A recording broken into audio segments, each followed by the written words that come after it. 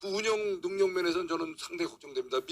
북한은 가서 실전 훈련하고 왔지만 한국은 박정훈 해병대, 가장 강한 군대 해병대에 항명죄를 저지른 분을 고위직에 올리면서 대한민국의 군기 체계가 좀 엉망이 돼 있다는 거예요. 이거에 대해서 어떻게 생각을 하세요? 이거는 정말 우리 그 전역하신 우리 많은 재향군인들이 걱정하는 겁니다. 의원님, 그 말씀에 대해서 전혀 동의할 수가 없고요. 민주주의의 헌법 가치를 수호하고 헌정을 유린하는 그 명령을 거부한 사람을 그걸 항명이라고 표현한 것은 아마 의원님뿐이 없을 것 같은데요. 제가 오늘 박주현 의원님 그리고 안규백 장관님의 발언을 들으면서 깜짝 놀랐습니다. 조금 전에 우리가 무기 체계도 훨씬 압도적이라고 하는데 핵을 가진 북한과 핵이 없는 대한민국하고 어떻게 그렇게 압도적이란 말을 자신 있게 하실 수 있는지라는 말씀을 드리고요. 아까 이 구성에 관한 핵은 이미 KBS가 보도를 하고 어디에서 알려지고 이런 얘기를 하는데요. 자, 기자가 쓰고 정동영 장관, 통일부 장관으로서 공식적으로 한 부분에 있어서는 격이 다른 얘기입니다. 이걸 같이 섞어서 그러니까 문제 없다? 공공연히 알고 있기 때문에 문제 없다? 그런 인식이기 때문에 저희가 걱정하는 겁니다. 그리고 정동영 장관의 변명이 틀렸습니다. 왜 틀렸냐? CSIS의 보고서를 인용했다고 하는데 CSIS는 그런 공식 보고서를 낸 적이 없다고 부인했습니다. 그래서 걱정하는 겁니다. 자, 장관 물어보겠습니다. 아까 브런슨 장관이 국방부 장관한테 항의한다는 건 있을 수 없는 일이다. 맞습니다. 격이 안 맞을 수 있는데요. 자, 정동영 장관이 3월 6일 발언한 이후에 최근까지 브런슨 장관과 소통한 적 있죠? 몇 차례 있습니다. 몇 차례 있습니다. 몇 차례 있죠? 예. 자, 그 당시에 이 의제로 대화 나누는 의제로 이 정동영 장관의 구성 핵시설에 관한 것 의제로 논의한 적 있습니까? 없습니까?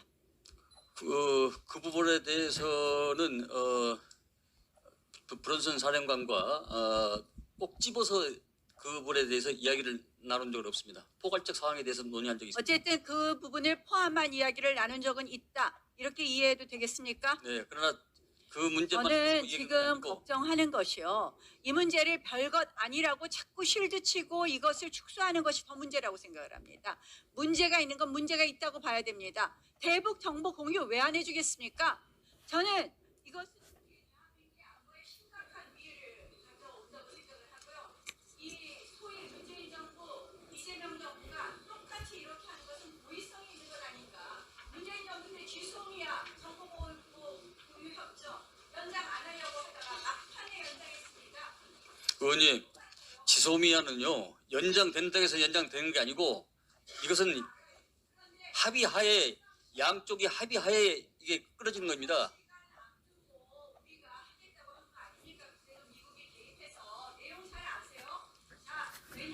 나경원 의원님.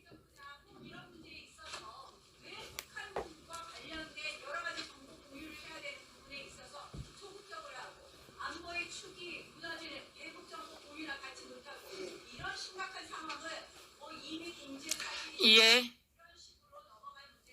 네, 의원님.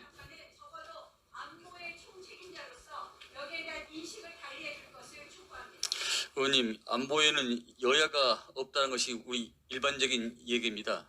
조금 전에 의원님이 말씀하신 북한은 핵이 있고 남한은 핵이 없다고 말씀하셨는데 그럼에도 불구하고 스웨덴 평화문제연구소에서 한국의 국방력은 세계 5위고 북한의 국방력은 세계 31위라는 평가를 의원님도 알고 계시지 않겠습니까? 그러니까 이 다임 요소, 정보와 외교와 경제와 이 네 가지 다임 요소를 가지고서 다 평가하는 것이기 때문에 단순히 무기만 갖고 평가하는 게 아닙니다. 그렇기 때문에 우리가 세계 국방력 4위, 5위고 북한은 31위라고 평가하는 것입니다.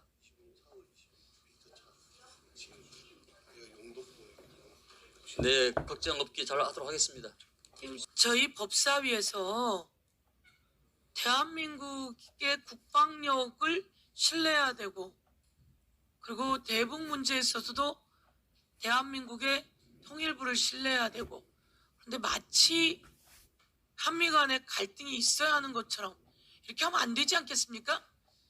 지금 CSIS 보고서도 작년 보고서 지금 띄울게요. 우선 송석준 의원님 토론하시고 나서 띄워드릴 테니까요. 보시고요. 이게 법사위 살리학입니까? 그리고 이게 벌써 2016년도에 나온 거라면 아 그렇군요 라고 하셔야지 이걸 가지고 그게 나오든 안 나오든 뭐가 중요합니까? 이렇게 이야기하시면 어떡합니까? 보고서도 띄워드리고 아니 그리고 브론슨이 국방부 장관의 땅이 한다 이게 말이 됩니까? 성일종 그 의원이 그렇게 이야기했다면서요. 브론슨이 우리 국방부 장관에게 항의했다고. 우리 국방부 장관이 항의받길 바랍니까? 그렇게 하면 안 되는 거죠. 국방부 장관이 그런 일 없다라고 이야기하지 않습니까? 의원님, 네. 예, 지금 이제 많은 걱정이 있지 않습니까? 이거에 대해서는 명확히 좀 해주시고요. 자, 우선 주한미군 사령관의 항의를 받은 적은 없다. 네. 예, 그런데 관련돼서 포괄적인 논의는 한 적은 있다. 네. 주한미군 사령관이 국방부 장관한테 항의한 것은 전혀 없습니다. 다시 한번 말씀드립니다. 예, 그렇지만 관련된 논의는 있었다. 자, 그다음에 한미 정보 공유가 일부 제한됐다고 하는데 그게 언제부터 어떤 정도의 그런 제한이 있었나요? 지금 제가 말씀드렸다시피 3월 11일 이후에 북한의 탄도미사일 4번을 발사했고 순항미사일 1번에 폐기를 했습니다. 근데 그 과정에서 한미가 정보자산을 가지고 충분히 논의와 토론을 했고 실시간으로 리얼타임으로 했습니다. 그래서 저는 한미 정보 지소미아에 대해서 전혀 문제가 없다고 말씀드릴 수 있습니다. 그러니까 일부 정보 공유 제한이 된 건 맞나요? 아직까지는 없었습니다. 아니 그런데 지금 뭐 그렇게 알려졌잖아요. 그건 알려진 것이고 그러니까 앞으로 그러니까 정보가 제한이 될 것 같네요. 계획이네요. 그것은 계획은 말씀드리는 건 상당히 제한적이고 알겠습니다. 제한적이지만 어쨌든 정보 아직까지 제한이 없다는 될 말씀드립니다. 거라는 거는 뭔가 한미 동맹에 심각한 균열이 온 건 맞네요. 그렇지 않습니다. 자, 그래서 어쨌든 우리는 걱정이 되는 겁니다. 네. 여러 가지 의원님이 북한이 집속탄도 쏠 정도로 굉장히 무기 체계가 지금 굉장히 발전돼 있단 말이에요. 예, 핵무력도 완성됐다. 그런데 지금 우리가 한국이 훨씬 무력이 우리 군사력이 우수하다고 말씀하셨어요. 그렇지만 그 운영 능력 면에서는 저는 상당히 걱정됩니다. 북한은 가서 실전 훈련하고 왔지만 한국은 박정훈 해병대 가장 강한 군대 해병대에 항명죄를 저지른 분을 고위직에 올리면서 대한민국의 군기 체계가 좀 엉망이 돼 있다는 거예요. 이거에 대해서 어떻게 생각을 하세요? 이거는 정말 우리 그 전역하신 우리 많은 재향군인들이 걱정하는 겁니다. 과거와 같지 않다. 우리 대한민국 이재명 정부 들어와서 한미 동맹도 균열이 올 정도로 이렇게 그 군사 우리 국방부의 안한태도 이렇게 더 군사적 태세에 심각한 문제가 있다. 소위 말해서 주의 체계, 운용 문제, 또 이거军기 체계. 아무리 무기 체계가 좀 뭐합니까? 베트남이 훨씬 우세한 이런 군사력을 갖고도 결국은 그 나라가 강한 그런 상황까지 왔어요. 그러니까 이거 어떻게 해석할지 국민들을 납득하게끔 국방부 장관으로서 그냥 막연하게 뭐 군사력 모의군인들이 아니라 네, 그것은 30일이 북한을 상대로 저렇게 고강도로 군사력이 강화되고 훈련된 예. 토론 맞춰주시고 장관님 예. 네, 그러니까 의원님의 질문의 질의의 요지는 잘 이해하겠습니다. 그러나 우리가 역량과 능력과 준비 태세가 뛰어난 것은 주지의 사실입니다. 최근에 많이 벌어졌다는 거예요. 아니, 그렇지 않습니다. 더 한 단계 올라간 것이죠. 사람을 장성 진급시키면서 어떻게 군기를 유지합니까? 자, 의원님 그 말씀에 대해서 전혀 동의할 수가 없고요. 민주주의의 헌법 가치를 수호하고 헌정을 유린하는 그 명령을 거부한 사람을 그걸 항명이라고 표현한 것은 아마 의원님뿐이 없을 것 같은데요. 이제 그만하시고요. 여러분 윤석열이 불법 비상계엄을 한 게 바로 1년 전입니다. 대한민국의 김용현 국방부 장관이 내란을 설계하고 비상계엄을 공표한 게 1년 전이에요. 1년 전. 대한민국 군인을 박정훈은 무죄 확정됐어요. 무슨 항명죄를 저질렀다고 판사님. 무죄 확정이 윤석열 정권 때 무죄가 확정이 된 거예요. 박정훈 대령은. 지금 오늘 다시 한번 정리하겠습니다. 이럴 때가 아닙니다. 전쟁이 일어나고 있는 이 시기에 대한민국이 그래도 경제 성장률 높여가고 있고 남북 문제 잘 해결해 나가는 이 상황 아닙니까? 그런데 여기서 벌써 있었던 북의 그 상황들을 이야기한 걸 가지고 마치 뭐라도 비밀이라도 내놓은 것처럼 해서 온 국민을 깜짝 놀라게 하고 떠들썩하게 하고. 그래서 지금 보니까 박은정 의원님이 금방 드셨잖아요. 2016년도에 그 감지되고 있는 거, 그것도 감지되지 있는 것도 모르면 되겠습니까? 그리고 지금 한번 들어보세요. 2025년도에 작년입니까? 저게 바로 거기 쓴 사람이 누구라고 써 있습니까? 빅터차라고 써 있습니다. 영덕동에 뭐라고 써 있습니까? 아까 고폭발음 핵 고폭탄 실험 시설 일부 시험 시설 일부 이렇게 갖고 빅터차가 쓴 글입니다. 완전히 둘이 똑같은 건 아니지만 이게 영덕동이 구성시에 있다는 거고요. 이게 바로 작년에 보고 자기가 쓴 글이라고 합니다. 고폭 시설이 더 무서운 거 아닙니까? 농축 시설 다 이게 구성시고 영덕동인데, 제가 보기에는 의원님들 그러지 마시고요. 똘똘 뭉쳐야 되는 이 시기에, 그리고 나와서 국방부 장관한테 항의했다 이런 말 하는 사람이 말이 됩니까? 자, 영덕동은 구성시 안에 있는 거랍니다. 아시겠습니까? 그리고 요거는 2016년도에 미국과 국제안보연구소 ISIS 연구소 보고서입니다. 여기에 다 내용이 들어있어요. 들어있지 않습니까? 이게 연합TV에도 KBS에도 다 보도된 겁니다, 여러분. 그래서 오늘 우리 아무리 법사위가 정치적 논쟁을 한다고 하지만 국방과 관련한, 통일과 관련한, 그리고 민족 문제와 관련한 이런 건데, 이런 것만큼은 그런 식으로 공격하시면 안 되죠. 온 국민을 호도하시면 안 되는 상황입니다. 그래서 이 부분에 대해서 이렇게 이 정도로 마무리하고요. 다시 한번 그 국방부 장관께서 국민들이 안정감 갖고 정보를 지켜보실 수 있게, 그리고 믿을 수 있게 말씀해 주십시오. 네, 의원님 여러분들이 질문했습니다마는 한미 간의 대북 정보는 유기적으로 긴밀히 협력하고 있다. 그것은 지난 4번의 탄도미사일과 순항미사일 발사 때 실시간으로 공유했다, 이런 말씀을 대신 드리고요. 또 한미는 확고한 연합방위태세를 기반으로 해서 긴밀하게 정보 유지를 유지하고 있다. 동시에 조금 전에 말씀하셨는데 글로벌 파이어 파워라는 이 세계 이 평화 군사 문제 연구소에서 우리가 북한은 핵을 갖고 있어도 31이고 대한민국은 핵이 없지만은 여러 가지 능력 역량 면에서 세계 5위의 군사력을 갖추고 있다, 이렇게 말씀을 드립니다. 마지막으로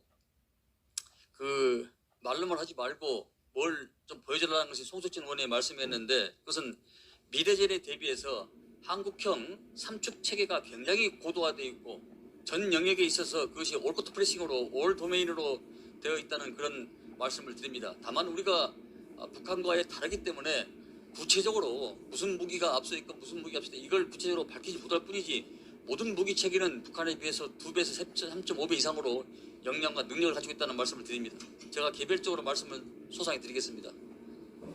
행안부 장관, 박지원은 지금 제가 1년 반 이상을 이 법안을 위해서 노력했습니다.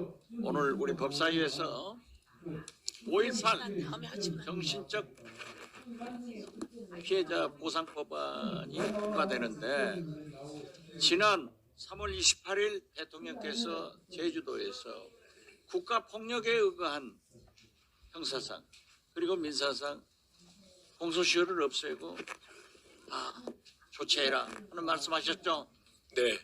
그래서 행안위에서 통과시켜가지고 오늘 법사위에서 통과되면은 저는 이 법안이 통과되고 광주 5.18 정신적 피해자 약 3,000명이 명예회복을 하고 보상을 받는다고 생각합니다.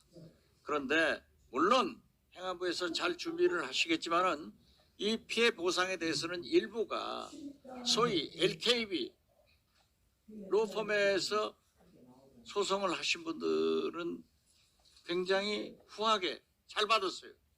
그런데 어떤 분들은 다른 법인 또는 개인 변호사한테 해가지고 차등이 심하단 말이에요. 그렇기 때문에 과거 법원 행정처장 등 모든 분들이 이 법안이 통과되면은 보상에 대한 심의를 잘 해가지고 억울한 사람이 없도록 하겠다라고 했는데 행안부 장관 이건 지켜주세요. 네, 그렇게 준비를 해 가고 있습니다만 뭐 그 행안위에서 통과되고 난 뒤에 법무부와 법원행정처가 좀 그 다른 의견을 이야기하고 있는 것 같습니다. 그런데 그건 뭐 조정하면 되는 거고요. 네네. 그리고 5.18 희생 유족들이 지금 일시 예, 전국적으로 이제 전환해 나갈 계획입니다. 그것도 지금 현재 충돌이 되고 있기 때문에 빨리 서둘러서 해주시면 대단히 감사하겠습니다. 네, 알겠습니다. 감사합니다. 행안부 장관님. 네네. 예, 그 50호 안건 5.18 민주화 운동법 이거 소급표 문제는 이건 다른 것과의 형평성 여러 가지 문제도 있고 법 체계 문제도 있고 하니까 이건 좀 더 교류해서 다시 다뤘으면 좋겠습니다. 예, 그리고 54호 안건 보행안전 편의중진 관련 법 이것은 그 지자체가 이제 문제 제기를 하지 않습니까? 구체적인 시행 기준을 마련하지 않은 상태에서 보면 과도한 규제만 돼서 현실하고 맞지 않는다. 그래서 이것도 좀 보류를 좀 시켰으면 좋겠습니다. 이 부분에 대해서 좀 문제 제기를 하고요. 그다음에 지금 이제 조배수 의원님도 말씀하셨지만 64호 안건, 4회 연대 경제 기본 법안, 예, 이게 지금 행안부 장관님 소관인가요? 네, 그렇습니다. 예, 이 법이 내용으로 보면은 굉장히 우리가 경청할 만하고 우리가 주목할 만한 법안이긴 한데 내용 체계와 자체적으로- 자구에 대해서 예. 토론해 주시면 고맙겠습니다. 뭐라고요? 예, 체계와 자구에 네, 대해서 토론해 주시면. 아니 장관님 제가 얘기하고 나서 나중에 얘기하세요. 예, 자 이거 정말 제가 볼 때는 상당히 위험한 법이라고 봅니다. 이게 물론 그 상임위 단계에서도 우리 당에 결사 반대에도 불구하고 저 민주당 이 법률권에 일방 처리된 걸로 알고 있어요. 이거는 내용 하나를 보면은 처리는 합의. 그것이 바로 소위 처리는 말해서 합의고 개헌을 반대하는 요한 의원이 일부 있습니다. 근본적인 대한민국의 자유민주주의 시장경제 질서를 근본적으로 제한을 가하는 소위 말해서 의원적 요소를 가진 법안이다 이겁니다. 근데 이번을 갖다가 다수결로 의결해서 올라왔으니 송석준 발전해 의원님의 주자라고 말씀하는 주장에 건 따르면 소위 말해서 위험한 발상이에요. 지구상의 자본주의 소위 말해서 경제 체제를 하고 있는 나라가 기본사회를 한 지향하는 나라도 없다는 말씀을 하시는 겁니다. 사회주의적 체제전환적 위험한 헌법의 경제 민주화 조항도 드러내시죠, 아예. 상임위 참 송석준 의원님 참 바뀌질 않으시네요. 아니 행안위에서 충분히 토론을 했고, 근데 동의하시는 의원님들이 이 국민의힘 의원 중에도 다수였습니다. 그렇습니다. 딱 2분 반대 표결하셨습니다. 그렇습니다. 예, 기록을 확인해 보시죠. 그렇습니다. 표결 안 하고 합의 처리했는데 반대 의견을 밝히신 분이 2분 계셨습니다. 네, 합의 처리했습니다. 처리 자체에 대해서 반대하지 않으셨습니다. 예, 네, 합의 처리했습니다. 표결 없이. 예. 예. 네, 그렇습니다. 아유, 네. 성석준 의원님, 이제 그만하세요.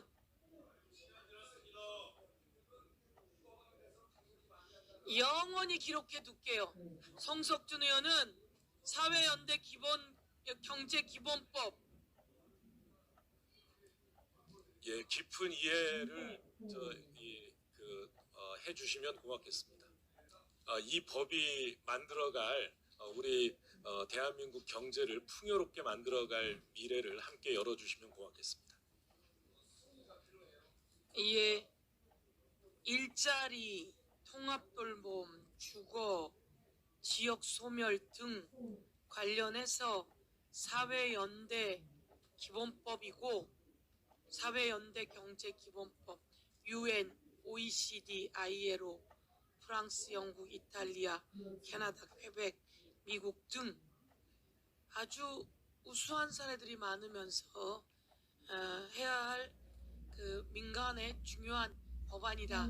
오랫동안 준비되었죠. 네, 지금 13년째. 간단히 이 법안에 대해서 국민들 들으시라고 말씀 한번 해주시죠. 그러면요. 네, 사회연대경제기본법은 우리 이 사회에 여러 가지 문제들이 있는데요. 특히나 저출생에서부터 에너지 전환 문제도 있고 이 지역 소멸 문제도 있습니다. 이런 문제들을 해결해 나가는 데 있어서 정부가 모두 다 예산을 가지고 할 수 없는 일, 그 다음에 시장에 이 기업의 투자를 가지고 미처 다 할 수 없는 일, 이런 영역을 사회 연대 경제를 통해서 해결해 보자라고 하는 법입니다. 이런 부분은 이미 기업들조차도 ESG 경영의 S, 사회적 가치 경영이라는 것을 통해서 이미 동참하고 있고요. 수많은 선진국들에서 선진적인 기업들이 이 사회 연대 경제와 함께 힘을 모아서 그 경제를 건강하게 만들어 나가고 있는 것입니다. 우리 헌법에도 경제 민주화 조항이 있고 국민의 그 많은 분들이 이 사회연대경제기본법을 고대하고 있는 만큼 반드시 오늘 처리를 해주시면 고맙겠습니다. 예, 잘 이해했습니다. 예. 법무장관님, 네. 5.18 민주화 보상법 여기에 대해서 지금 법원 행정처와 국힘 의원님들 일부가 반대를 하고 계십니다. 다른 네. 사건과의 형평성에 어긋나게 소멸시효를 폐지한다는 이런 취지인데, 그런데 여기는 특수한 사정이 있지 않습니까? 애초에 그 5.18 그 보상법이 그 5.18 그 유공자들의 정신적 손해에 대해서는 손해배상을 청구하지 말도록 규정을 해놨습니다. 이게 형평성에 오히려 어긋났던 겁니다. 네, 헌재 판결이 예, 있습니다. 그래서 헌재가 유언이라고 결정을 했고 그것에 근거해서 소송이 제기되기 시작했던 겁니다. 그런데 이런 법체계의 변화 사실을 모르고 때를 놓쳐버린 분들이 있는 겁니다. 이 혼선은 그야말로 어떤 입법 과정, 이게 여기의 그 잘못에서 비롯됐던 겁니다. 그런데 지금 5.18 유공자들에 대해서는 지금 국가가 두고두고 은혜를 갚아야 할 그런 대상자들인데 그분들이 이런 법체계의 혼선 때문에 때를 놓쳤다는 이유로 보상을 안 해주는 것이 마치 정의인 것처럼 얘기하는 것, 저는 동의하기 어려운데 장관님 어떻게 생각하십니까? 예, 전적으로 동의하고요. 그 다음에 다른 사건들로 일반적으로 적용이 될 수 있다라고 하는 것은 바로 법사위에서 의원님들께서 판단을 주실 일입니다. 하나하나의 사건에 대해서 지금 이 법이 이 모든 과거사 법에 대한 이 규정을 이렇게 그 시효 배제하자라고 하는 법이 아니다라고 하는 점 말씀드립니다. 예, 국힘 의원님들도 취지에 동참해 주시기를 부탁드리겠습니다. 이상입니다. 예, 수고하셨습니다. 나경원 의원 토론해 주세요. 먼저 5.18 법은요. 다른 것과의 형평성 문제가 제기될 수 있습니다. 이 5.18에 있어서 정신적 손해에 대해서 시효 배제를 해버리면 법원 행정처 의견대로 다른 과거사법과의 형평성 문제가 있기 때문에 저희는 이 부분에 대해서 찬성하기 어렵다라는 말씀을 드리고요. 그다음 두 번째로 아까 보행안전은 그 규정 자체가 불명확한 부분이 있습니다. 과연 유치원과 학교 주변이라는 것을 어떻게 정의할 것이냐 이 부분은 반드시 살펴봐 주시고, 그래서 우리 지금 법사위가 이소위가 가동이 안 되고 있는데 이렇게 마구잡 여기로 법을 통과하다 보면 이게 법이 불명확해서 문제가 된다라는 부분을 지적하고요. 세 번째 64호는 지금 사회적 연대에 관한 법인데요. 이미 우리가 사회적 기업, 협동조합, 마을기업, 자활기업 관련된 법 있지 않습니까? 있습니까? 네, 있습니다. 없습니까? 근데 여기다 또 사회적 연대라고 해서 또 만든다는 거예요. 실질적으로 이 마을기업이나 협동조합이나 이 부분에 있어서 성공 사례보다 실패 사례가 많은 것 아니냐. 결국 실패 사례라는 것이 무엇이냐. 돈은 돈대로 들어가는데 이를 위한 위원회라든지 또는 이를 위한 뭐 지원 조직이라든지 이런 데 돈이 다 들어가고 실질적으로 마을의 변화에 쓰여지고 거기에 성과를 내는 데는 매우 부족했다는 것이 일반적인 국민의 인식입니다. 그래서 사회적 연대기업 말은 좋지만 뭐 이념적인 거 다 빼겠습니다. 결국은 이 성과가 나겠느냐, 재정만 투입되는 것 아니냐, 그리고 위원회 만들어서 또 여러분들 좋아하는 분들 일자리 만들어주는 것 아니냐 하는 우려를 말씀드리고요. 그다음 CU 사태 말씀드리는데요. 행안부 장관님 적극적으로 개입하십시오. 지금 비노조와 노조가 이렇게 충돌을 하고 불법 점거 농성이 되고 있는데 이걸 장기간 방치해서 아까운 노동자가 사망하고 지금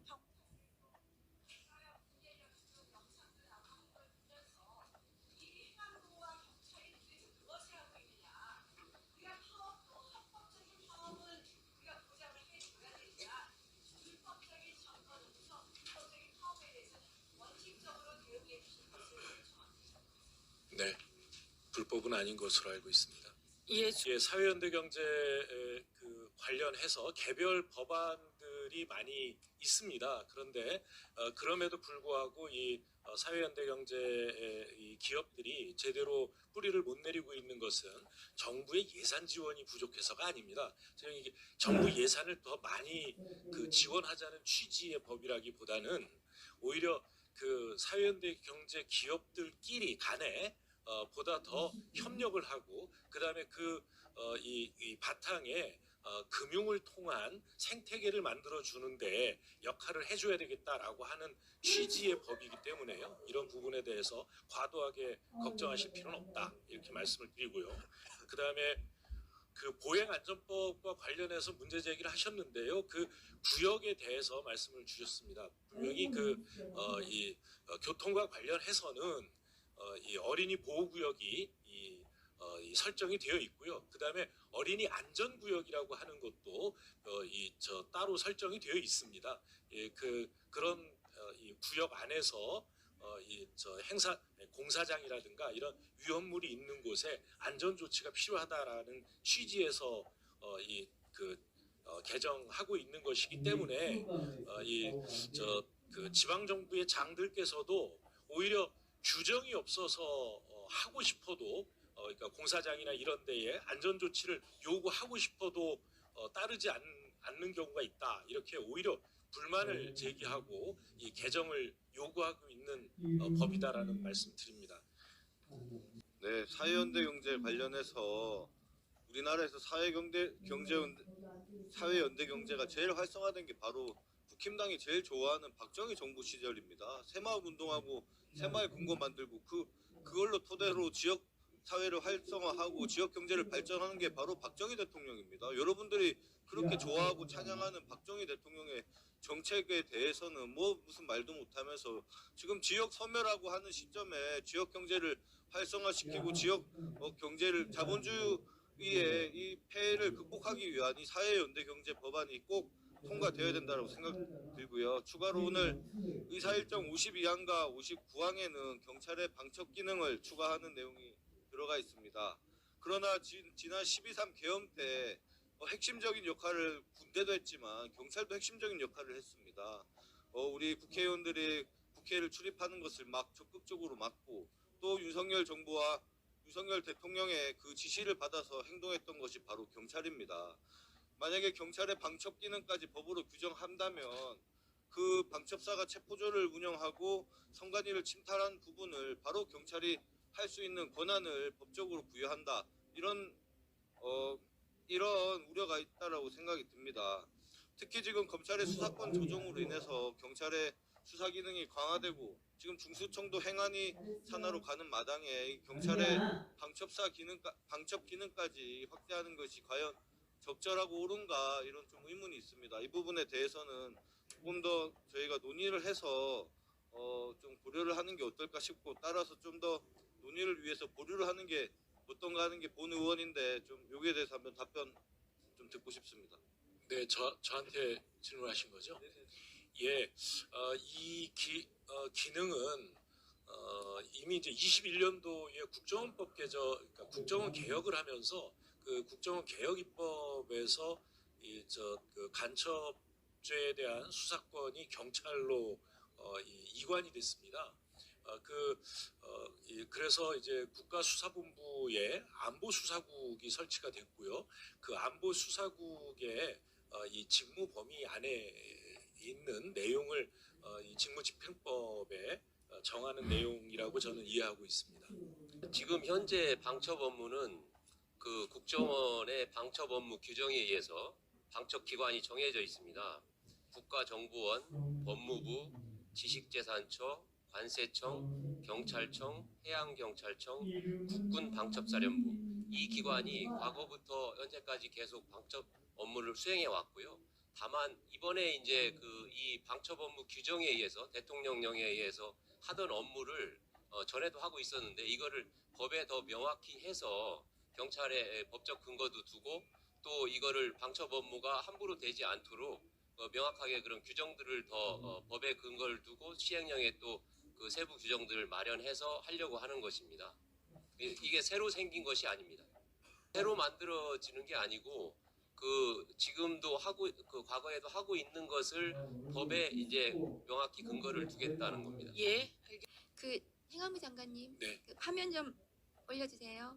지금 이제 검찰개혁 추진단이 그 공소청 중수청 법을 국회에서 지금 통과시켰고 대검에 있는 과학사부가 있습니다.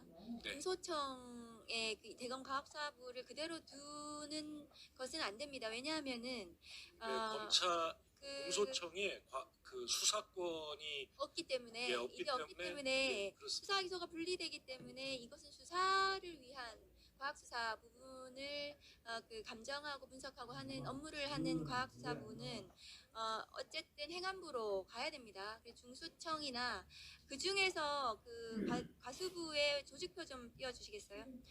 저기 보시면은 과수부하고 굉장히 많은 부분에 있어서 업무가 중첩되는 부분들이 많거든요.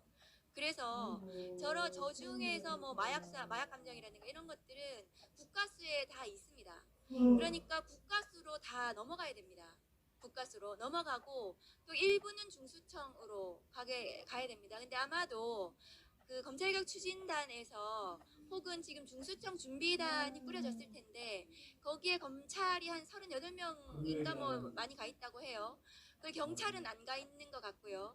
그래서 그러면은 검사들의 입김으로 이 과수부 자체도 공소청에 남겨둔다거나 이렇게 이 수사기소 분리가 이 과학사 관련해 가지고도 제대로 안 될 가능성이 있어요. 그러니까 행안부 장관님께서 지금 경찰청에서도 대검 과수부에 있는 이 업무가 중수청과 국가수로 제대로 이관이 될 수 있도록 그리고 국가수에서 이 중수청 준비단이나 아니면 검찰개혁 추진단에 의견을 낼 수 있도록 혹은 인원이 가가지고 같이 일을 할 수 있도록 조치를 해주셔야 됩니다. 그래야 수사기소 분리에 따른 세부적인 네, 여러 가지 측면에서 수사와 기소 분리가 제대로 이루어지도록 최선을 다하겠습니다.